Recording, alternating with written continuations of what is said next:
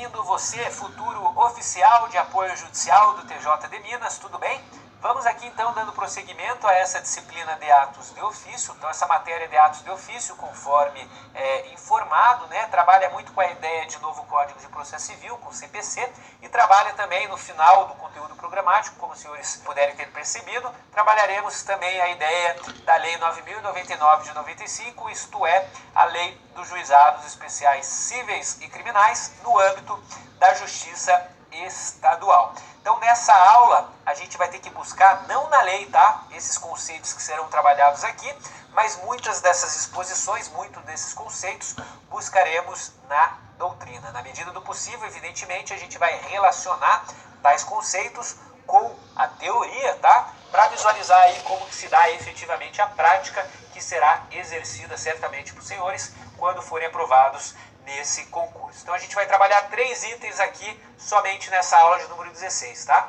Falaremos aí sobre aspectos práticos, sobre o que vem a ser o pensamento de autos, o que são os autos suplementares e o que são custas e emolumentos, tá? Então, no primeiro bloco falaremos agora sobre a pensamento de autos. Necessário fazer uma breve recordação, não precisa voltar lá na aula 5, mas só lembrar o que foi dito na aula sobre termos processuais. Então lá, dos diversos termos que a gente verificou na aula de número 5, lembrando, termo é a documentação de um ato processual realizado pelo servidor público, em regra pelo escrivão ou pelo chefe de secretaria. Tivemos lá termo de vista, termo de juntada, termo de conclusão, termo de apensamento. Então o que foi dito na aula de número 5? Termo de apensamento é quando o escrivão atesta, documenta que aos autos principais foram apensados outros autos, considerados secundários ou acessórios, ou mesmo processo referente a ações conexas, ou seja, identidade entre pedido ou causa de pedido. Então, você já nem sabendo o que vem a ser apensamento, você já lendo essa disposição aqui, termo de apensamento, você conseguiu entender o significado do que vem a ser apensamento. Apensamento é reunião. Eu tenho lá, vamos lembrar, processo físico estamos falando, tá? Essa aula aí de aspectos práticos trabalha muito com processo físico. Apensamento tem uma ação principal, mas devido às circunstâncias, peculiaridades do caso concreto, eu preciso apensar outros autos para que tenham tramitação conjunta àquele, tá? Então apensar é simplesmente prender o processinho junto ao outro para que tenha tramitação conjunta. É juntar os processos, não no mesmo, mas simplesmente deixar ali que tenham andamento conjunto. Ok? Veja só então, apensamento é o ato de colocar o processo ou protocolado, enfim, junto a outro, sem que forme parte integrante do mesmo. Eu disse, a gente tem 2, tá? 2 processos, 2 autos. Então colocou dentro da ação principal, dentro dos autos da ação principal. Mas apensar é reunir, fazendo com que cada um tenha as suas características próprias, tá? Mas que tenha uma tramitação conjunta. Então, o apensamento é o ato de colocar processo ou protocolado junto a outro, sem que forme parte integrante do mesmo, obrigando-os a se tramitarem juntos durante um certo período. Por que durante um certo período? Porque se passou aquela característica, enfim, aquela finalidade com que eu primeiramente tive que apensar, passou aquela característica, os autos vão ter tramitação separada. Por isso eu vou fazer o desapensamento aí, essa seria a terminologia correta. É, portanto, uma união de processos, reunião ou protocolados em caráter temporário. Quando apensar, o juiz então vai apensar os autos, quando necessariamente tiver que decidir nos autos da ação principal, levando em consideração os autos em apenso, tá? Não é simplesmente sem nenhuma razão que o juiz vai apensar, né? Vai ser apensado esse processo se necessariamente eu preciso que tenha uma tramitação conjunta, aí mesmo que de forma temporária. Um exemplo trazido no novo CPC seria aqui na ação de exigir contas. Veja o que diz o artigo 553. As contas do inventariante, do tutor, do curador, do depositário e de qualquer outro administrador do bem serão prestadas em apenso aos autos do processo em que tiver sido nomeado. Não vai cair especificamente essa ação de prestação de contas, tá? Não cai no nosso edital, mas apenas a título de ilustração. Se eu tenho lá uma ação principal, essa ação principal é uma medida cautelar de depósito. O O que é uma medida cautelar de depósito? Você faz isso quando você vai lá no estacionamento. Você vai lá no estacionamento, você faz um contrato com o estacionamento, tá? Você está fazendo um contrato deles ficarem lá supervisionando, enfim, ficarem com a guarda e a responsabilidade do seu carro. Ocorre que se você não pagar esse estacionamento, o estacionamento não vai te devolver o seu veículo automotor. O que eu posso fazer? Eu vou entrar então com essa medida cautelar, com essa ação de depósito, ou seja, para pedir a restituição daquele bem que está lá na guarda sob o estacionamento, o veículo automotor no caso, tá? Então eu tenho essa ação principal, ação de depósito, não precisa saber o que é isso, tá? Eu já ilustrei de forma bastante simples, bastante rasa aí para vocês. Agora, fiz essa ação de depósito, tem os autos próprios, ação de depósito. O que esse dispositivo diz, o artigo 553? O depositário, aquele que está guardando o bem, né? Aquele que está supervisionando, está com a guarda e responsabilidade do bem, no caso o estacionamento, tem que prestar contas, né? Tem que prestar contas, informar se houve alguma deterioração do bem, enfim, informar como que está o meu veículo automotor. E essa prestação de contas do depositário ou qualquer outro administrador, diz o artigo 553, não vai se dar nos mesmos autos da ação de depósito, mas sim em autos em apenso. Seria aí os autos do exigir prestação de contas. Então, apenas aí para ilustrar o aspecto prático com a teoria, com o texto legal. Bom, apensamento e desapensamento eu já trabalhei com os senhores, tá? Então, se passar daquela situação em que eu não preciso que os autos sejam tramitados em conjunto, sejam andados em conjunto, desapensa, ou seja, faz, portanto, a separação, contrário de reunião, separação dos autos do processo. Em qual dos autos registrar a respectiva ação? Você vai sempre, tá, no exercício de suas funções, registrar ação, ato de registro, lembrar lá da aula de termo processual, antes, portanto, da distribuição, se eu tiver mais de uma vara, eu vou registrar a ação sempre nos autos do processo principal. Então eu tenho sempre um processo principal, os autos do processo principal e autos em apenso, tá? Para reunião em conjunto. Então o registro se dá nos autos do processo principal. E quem geralmente efetua o apensamento e o desapensamento, geralmente ele é exercido, tá? Geralmente, isso quem vai editar vai ser as normas de organização judiciária, pelo setor de protocolo da respectiva unidade judiciária. Vamos aqui finalizar esse primeiro bloco trabalhando com aspectos que encontramos no novo CPC. Então veja só exemplos do novo CPC. Temos lá a cooperação nacional. Aos órgãos do Poder Judiciário, estadual ou federal, especializado ou comum, Justiça do Trabalho ou Justiça Civil, por exemplo, em todas as instâncias e graus de jurisdição, inclusive os tribunais superiores, STJ, STF, aqui no civil, incumbe ao dever de recíproca cooperação por meio de seus magistrados e servidores. Então a gente tem muito forte essa ideia de cooperação, tá? No processo civil, do novo Código de Processo Civil. A ideia de cooperação, tanto as partes como os juízes, para que se tenha então uma decisão justa e efetiva. Bom, você não precisa decorar isso, tá? É apenas aqui a título de ilustração quando que ocorre apensamento de autos, conforme o novo CPC. E aí o artigo 69 vai dizer o seguinte: o pedido de cooperação jurisdicional, que foi isso que eu trabalhei ali no artigo 67, deve ser prontamente atendido. Prescinde de forma específica, não depende de forma específica, e pode ser executada como reunião ou apensamento de processo, tá? Então essa ideia aí é conforme a cooperação nacional. Outra ideia que temos de apensamento no novo CPC seria na figura de intervenção de terceiros, a figura da oposição. Também, vamos aqui ressaltar, não está no nosso edital. Não precisa decorar quais são as formas de intervenção de terceiro, o que é oposição, o que é denunciação da lide, chamamento do processo. Essas disciplinas geralmente são cobradas, tá, em concurso de nível superior. Não está no nosso edital, não vamos trabalhar. Vamos ver aqui apenas em passagem quando se daria aqui o apensamento da oposição.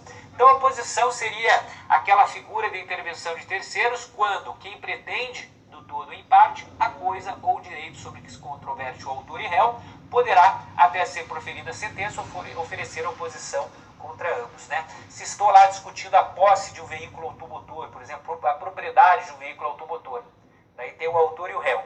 Por isso que a gente fala intervenção de terceiros. Tem um terceiro que fica sabendo daquele processo e fala, não, esse carro aí é meu, a propriedade é minha. O que ele pode fazer? Ele pode entrar no processo como terceiro, desde que antes de proferida a sentença, por meio aqui da oposição. Tá? Apenas a título de ilustração, lembrando, não cai, não está no nosso edital. E aí o 685 diz o seguinte: admitido o processamento, a oposição será apensada aos autos e tramitará simultaneamente a ação originária, sendo ambas julgadas pela mesma sentença. Ok? Então, se eu tenho lá os autos da ação principal, que está discutindo a propriedade do veículo automotor, entre autor e réu, e aí surge o terceiro querendo entrar no processo, falando que é ele que tem o direito àquele bem, é dele aquele bem, o que ele vai fazer? Vai ter os autos em apenso, tá? Que vai ser os autos da ação de oposição, aqui da figura de intervenção de terceiros da oposição, e vão correr em conjunto, vai ser ainda na mesma sentença decidido ele.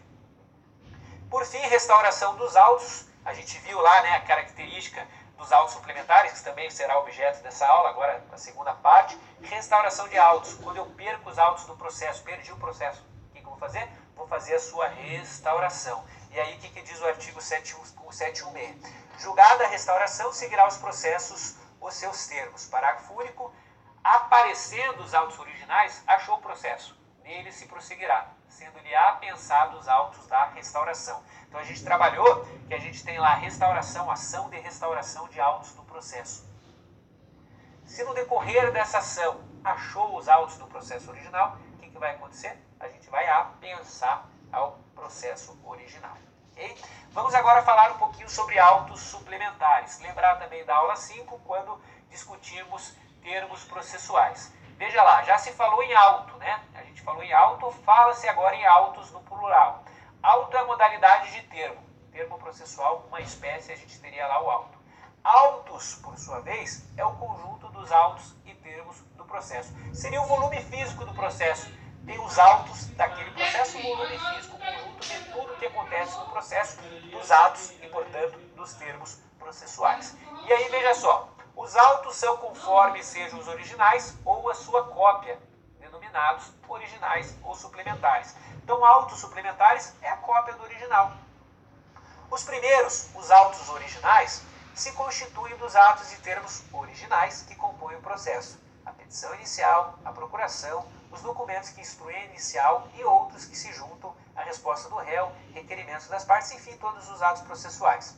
Suplementares são autos que se constituem de cópias das peças que formam os autos originais. Então temos os autos originais e os autos suplementares. E quais que são as principais utilidades dos autos suplementares? A primeira, que já deve ter aparecido aí na sua cabeça, é justamente, por que eu vou fazer cópia de algo? Porque se desaparecer o original, eu tenho os autos suplementares. Então essa é a principal finalidade dos autos suplementares.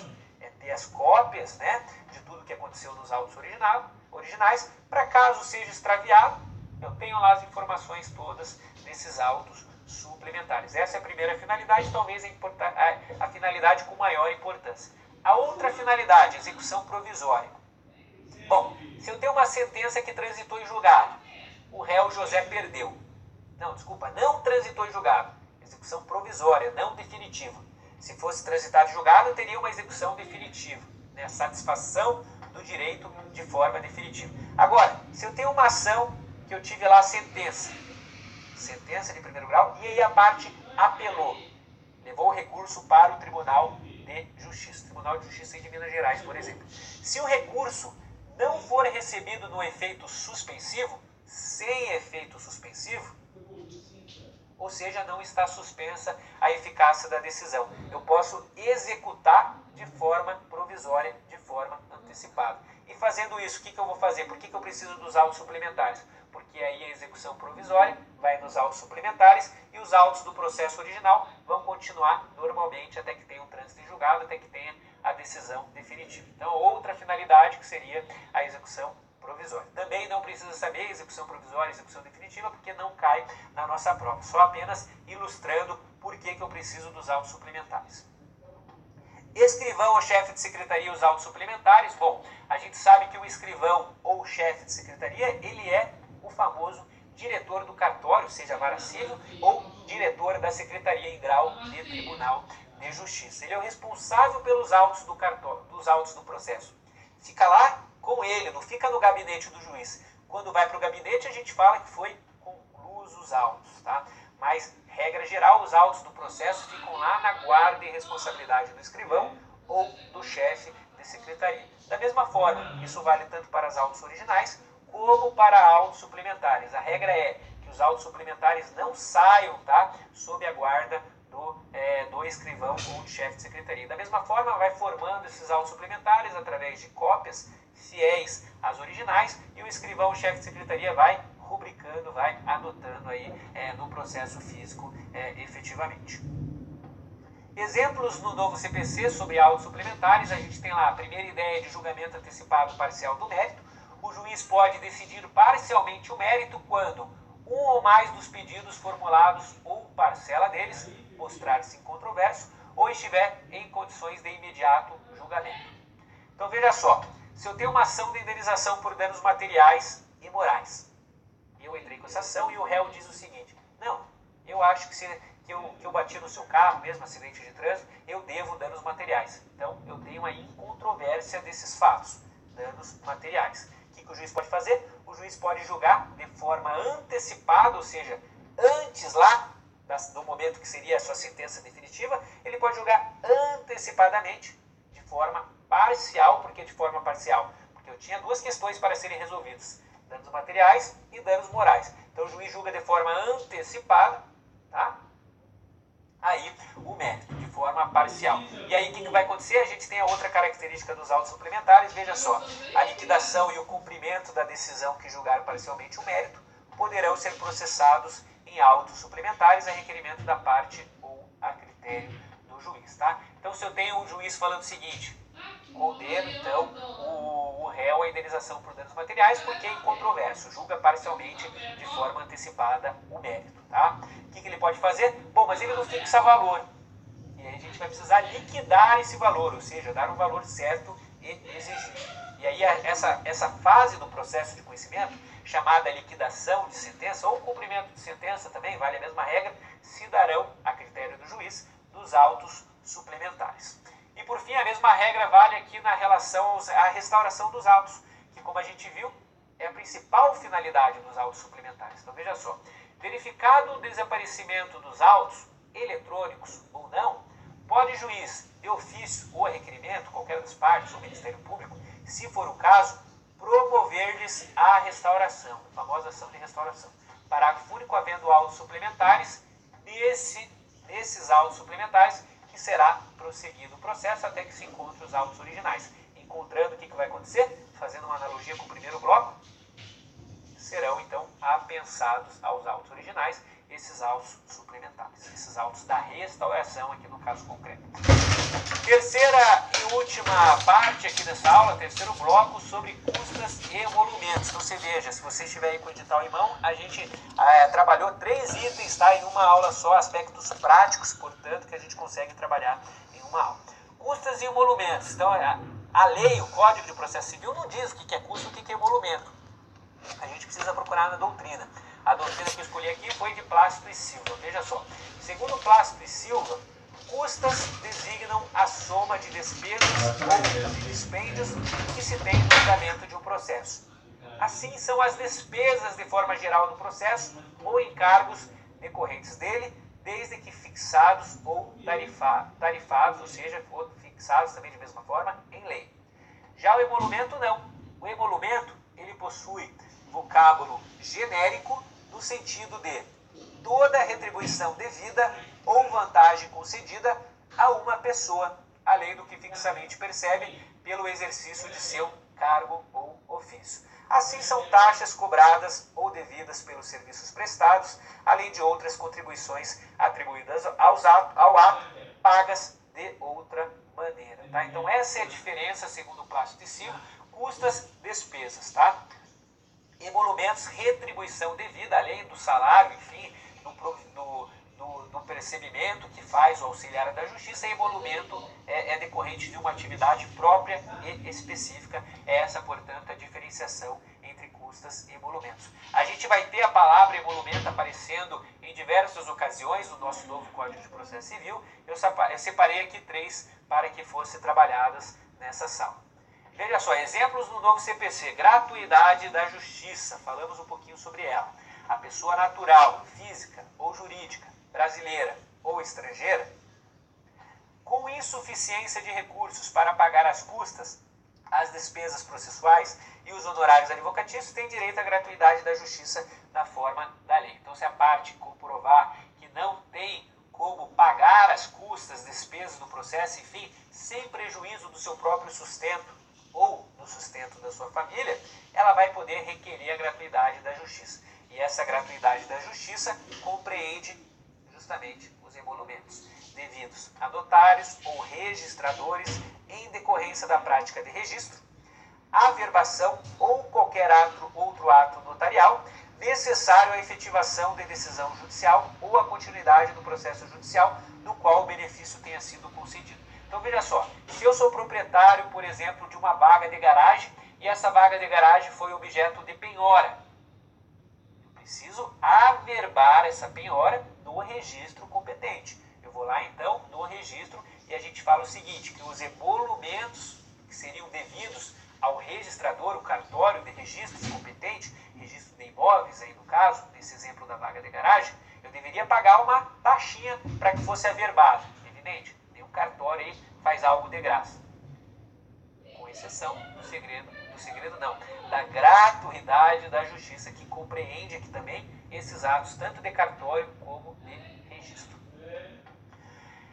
Título executivo judicial, diz lá o artigo 515, são títulos executivos judiciais, cujo cumprimento dar-se-á de acordo com os artigos previstos nesse título, e aí já falo, crédito de auxiliar da justiça, escrivão, chefe de secretaria, perito, oficial de justiça, enfim, quando as custas, emolumentos ou honorários tiverem sido aprovados por decisão judicial. A gente fala título executivo judicial porque são aqueles títulos em que eu tenho necessariamente, né, a intervenção do juiz, diferente de extrajudicial, que o juiz não precisa necessariamente praticar.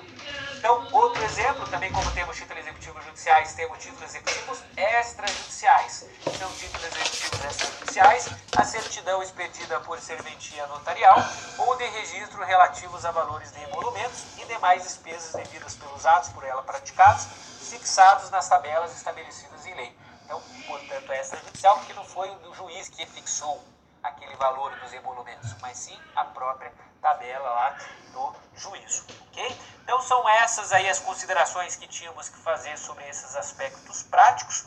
Custas e emolumentos, temos ainda a pensamento e temos autos suplementares, conforme consta no nosso conteúdo programático. Eu sei que é uma matéria um pouco mais chata, um pouco mais complicada de se trabalhar, porque são aspectos práticos, mas como está no nosso edital, a gente fez aí essa relação que deve ser necessária, deve ser sempre que possível com o texto de lei. Um grande abraço e até a próxima aula.